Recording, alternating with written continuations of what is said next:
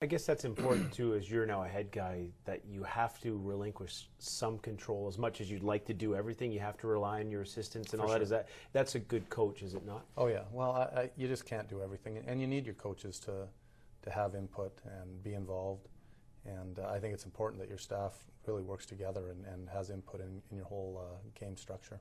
Who, besides Mike, has had an impact on you? I mean, you played for a lot of good coaches, and what did you maybe necessarily take away from those types of guys? Well, I've taken, I look back and I probably have taken something from all of them, good or bad. Some things, even with great coaches, I wouldn't do exactly the same way. I had some great coaches, though, for sure. Al Arbor being one of them. I learned a lot from Al. Not so much always the X's and O's, but how you treat players.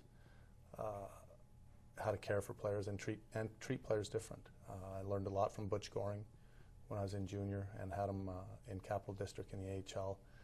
I can go through all my coaches, and it's been a learning process, but I've been fortunate to have some really good coaches. Obviously, Pat Quinn.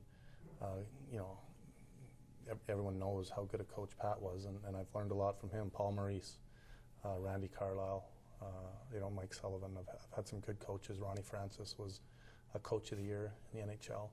And I've tried to look back and think, how they handled certain situations. And you can't mimic anyone. You have to be your own coach. But there's things that I've definitely liked that they've done, and there's things that I've probably thought of that, they should have handled different. And, I wanted to, when I started coaching, to make sure I didn't forget what it's like to be a player.